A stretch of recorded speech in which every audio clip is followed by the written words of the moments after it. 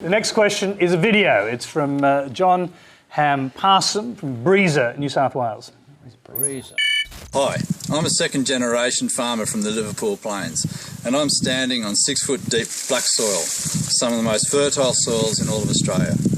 20 metres below me are some of the most productive water aquifers in Australia. And 2.5 kilometres behind me now, our state government has just approved the biggest coal mine, the open-cut coal mine in New South Wales, the Shenhua Watermark coal mine.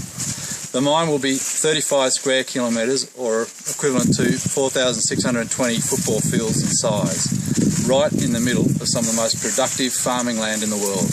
Please tell me why this particular coal mine is more important than producing food and fibre for the world, forever.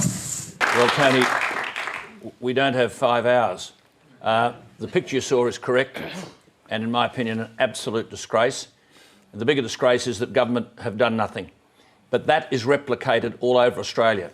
If you take the Galilee Basin, where everyone's got their finger in it, 9 mines on the Galilee Basin will use more than 2.5 times Sydney Harbours water in 1 year, will de-water 400 bores, which are used for farms and for irrigation, and remove the water entitlement to the 2 towns of Alpha and Jericho.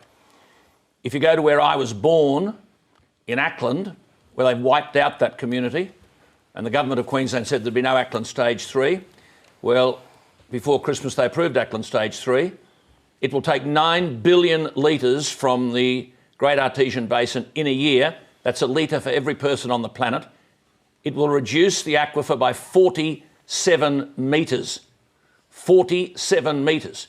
Now, the picture you saw there was of the Liverpool Plains. This is soil that you could eat.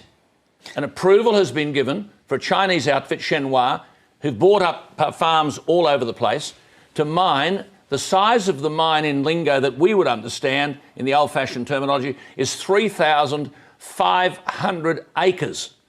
Can you imagine it? And these farmers are defenceless.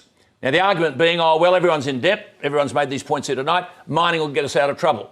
Well, they didn't get Campbell Newman out of trouble. The mining invasion didn't produce jobs. He promised unemployment at 4%, it's at 6.6%. He promised to reduce the debt, the debt's gone up. Mining hasn't solved the problem. Australia-wide, there are only about 240,000 jobs in mining, and they fly in and they fly out.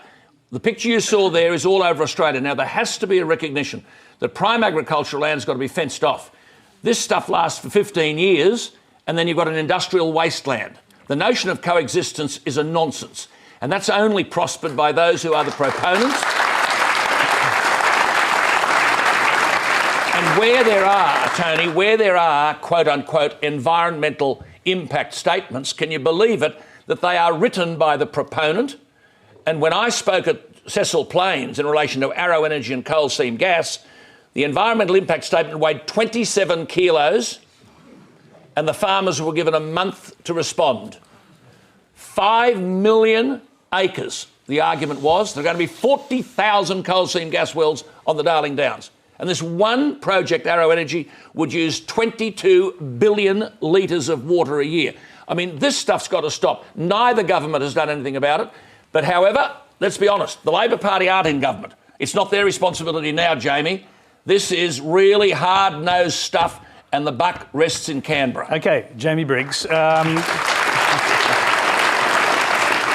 Can I just make the point that this is a message that was heard right through Queensland, and we know what happened because Alan was on the radio for every day. He'll probably be every day on the radio in New South Wales during the New South Wales election, and that was in New South Wales. So what's your response? Well, and it is a state government issue ultimately, but yeah. Sorry, Jamie, no. The federal government has to sign off on it. That's true. The federal government has to sign off on it. It's not a state government issue. They can go mad, but you can stop them going mad. Well, Alan's right. We do have environmental approval procedures, legislative requirements federally.